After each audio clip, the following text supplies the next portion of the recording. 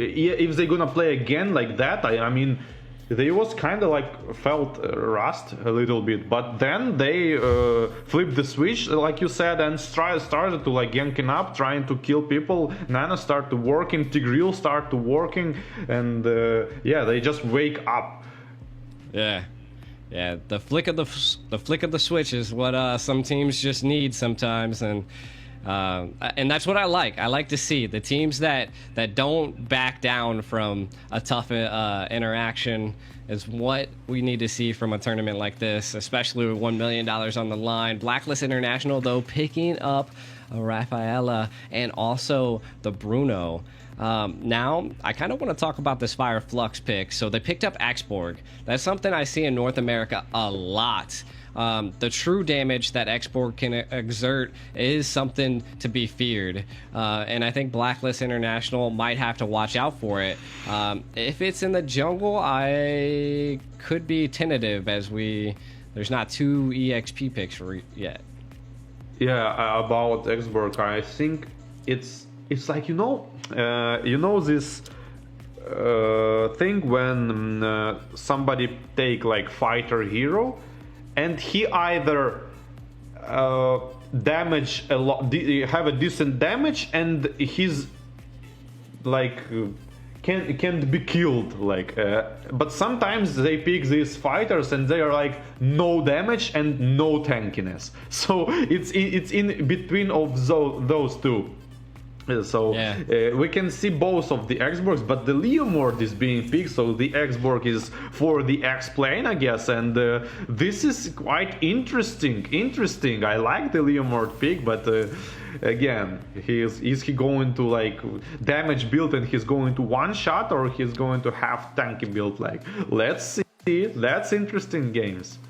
Right. I mean, what we're going to see here, if we're just comparing last game to this game to what could come, is that Fire Flux definitely likes that aggressive approach, but we're going to be getting into the second round of Blacklist International versus Fire Flux. Can Fire Flux bring that same aggression that we've seen into the first game? Can Blacklist fight back that aggression and keep this win going? Match point, Blacklist International. Yeah, and start just like the previous game, like solo on the mid lane and trying to harass the gold lane straight away. Rafaela already rotating on the gold lane to help her Bruno, gold laner, and the it's Ruby for the X-Plane, actually. Again, I didn't mention that, and the X-Plane is being zoned out completely, trying to get this Ballista for the X, and successfully doing it, but the lane control is on the Fire Flux side. Yeah, true. I mean, again, it's just the little bit of the engage in the middle, a little bit of a play here by Apex. Haji a little low. Gonna definitely have to rotate back now, but Oheb utilizing the soccer balls to put a lot of pressure on the Fire Flux here. Again, we're seeing about the similar game. I will say that Fire Flux, based on their overall picks, that they're looking for an aggressive game, utilizing that Xborg to use that last insanity to dive, while also allowing the Leomord's Phantom Steed to spiral into Blacklist International and just mess them up. I think right now Fire Flux is going to have to keep an eye on Haji. Maybe the focus might be on stopping him and killing him first before they do anything. Yeah, I would love to see the Leomord spiraling out of control, absolutely, but there's like, seems like there's way too much CC here. Trying to go for the Ruby and the counterattacks of the counterattacks. Like, I guess it was not going for the Ruby, he was trying to save it, but his Xborg ultimate on top of that, Firaga being popped and the roll is not working. He's being dragged back, and this double kill for the Blacklist International on top of the turtle. I'm offended on a Haji, but only Tig there to follow up. Kind of, talking about what just happened there, right? Fire Flux, I think what I'm seeing here is that I don't know if they anticipated how much control a Ruby brings to the playing field. As soon as TNZ was there, oh my god, the Molina's blitz just blitzed Apex down. Implosion. TNZ looking for a play here. Nice. Forced to use that flicker. But back to what I was saying, I believe that the Leomord is going to have quite the trouble unless he's gonna like that Ruby was nasty. He didn't have a chance paired with the Molina. Phantom Steed's coming out onto Haji, not able to escape as Tinzy able to secure that kill there. Yeah, at this point he just needs gold, so he ulted just for gold, and yeah, not being able to do something extra with his ultimate, but the gold is fine for this point because he really need that farm. With this kind of hero, you really want to, like, first two ultimates kind of successfully kill 1-2 people and objective, and you're good, and you're gonna get in the position when you are like almost one shot in everything. But now what? He's going to follow the implosion probably, and trying to shave off this gold, and the second skill plus flicker on top of that, trying to go on the Nana here, proccing some passive. Second skill of Brass good, dragging 2 people back, and the yes, this is finish of this nasty finish, but the counter attack of the Barats on top of that, this is like back and forth, and the ultimate on Leomord again had a cooldown, being able to use it, and I don't know, can you call this a win for Fireflux, or is it even? I mean, we see that Blacklist International able to take all of that gold plating and a tower down on the EXP. I do think that the aggression by Alien was a little bit too much. You know, utilizing that last insanity and that flicker to dive in, it secured the kill onto you, but again, not really causing a shutdown, not really getting too much out of it, losing your lane.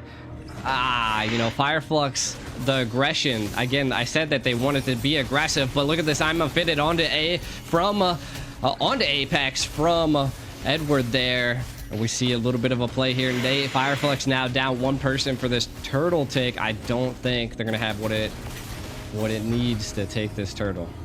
Yeah, and the turtle is going for the blacklist yet again, and almost 2k gold advantage already. And here Leomord trying to snipe someone, but he actually uses his ultimate to just run back, I guess, and enjoying this river minion only. And that's not what you want to get from the Leomord ultimates. Yeah, I mean, he could have been in a stickier situation as Blacklist International utilized the river to sprint all the way down. Oheb able to take the tower, though, against Sunshine. We do see a Daytona's welcome onto Alien. Alien's shield procced. A retreat comes out. Does look like Sensu wants to. But he didn't commit. Again, I like it. I mean, don't be too aggressive. Fireflux shown that aggression. The economic lead is definitely in Blacklist's favor. Yeah, that is for sure. And kind of Blacklist looking like looking strong in game number 2, but maybe it's going to be something like mirror situation from the previous game when Tigreal is going to 5 people implosion and just sneak up all the game. We're gonna know soon. True. I mean, we did see a great implosion by Apex. I think with what Fireflux really needs to watch out for is Edward. Edward is 2-0-1, and he has so much control over a lot of those team fights. Again, you don't want to allow him to do too much into that. Now we do have 24 seconds onto the next turtle. We do see Blacklist looking for a little bit of a play, but Fireflux kind of setting up maybe something a little strategic here. Yeah, but it seems like this is kind of like plateau situation, and forced to use his ultimate Xborg just to run away. I mean, it felt like a little bit prematurely. He could try to just go, but it shows that Fireflux are starting to play like super safe, and it's bad sign in terms of confidence. Yeah, but look, I'm offended, able to secure a kill. You able to take out Apex. Blacklist International looking to take more here. Turtle is low. Edward being spicy, hitting the TPs onto TNZ, keeping him zoned out of the turtle zone. Blacklist International feeling comfortable. Yeah, no turrets, almost no turrets get from Blacklist didn't lost, and mid lane is being pushed like everyone just farming, in my opinion. Like 4k gold advantage, but it's not a lot of pressure from the Blacklist. This is kind of like classic Blacklist gameplay: slow, steady, and just go at some moments. Like Tigreal went in, didn't quite manage to do something and just died. Like 4 people explosion, no, 3 people explosion, that's huge, but not enough damage. Rafaela easily out heals these amounts of damage with the Flask of Oasis probably being built first item, and yeah. This is going to be hard for Fireflux. You can see Apex coming in there, utilizing the implosion, but no follow-up by the side of Fireflux Impunity, or Fireflux Esports here. Last Insanity comes out, but like you were saying, just Haji's sustainability was just too much for Fireflux at this point.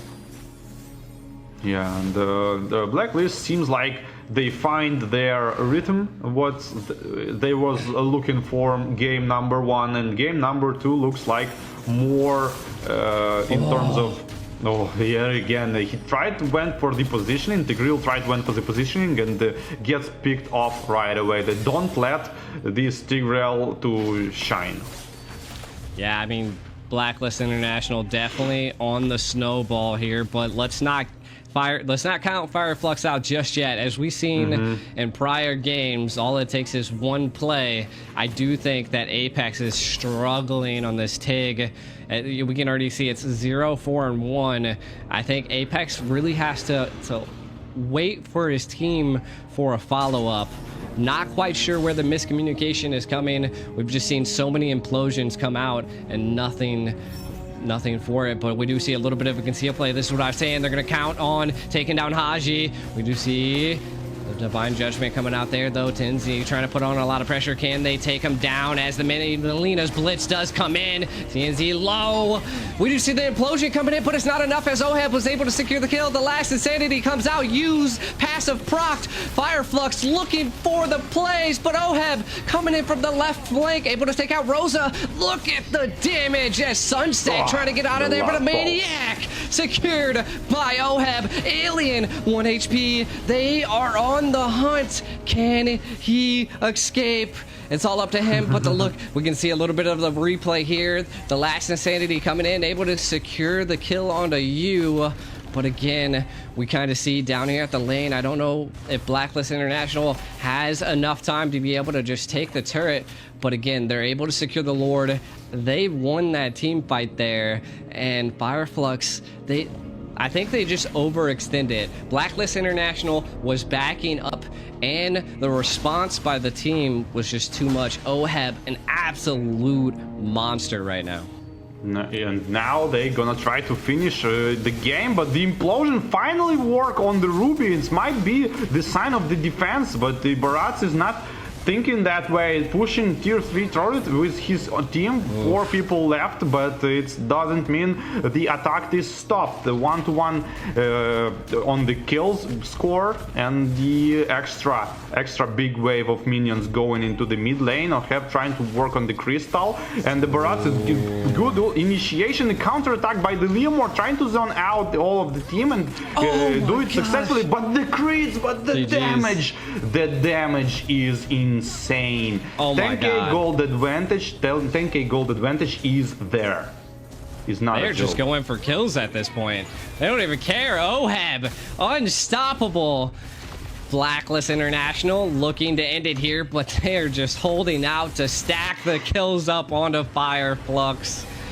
Blacklist International taking the 2-0 against Fireflux into Group C. My God.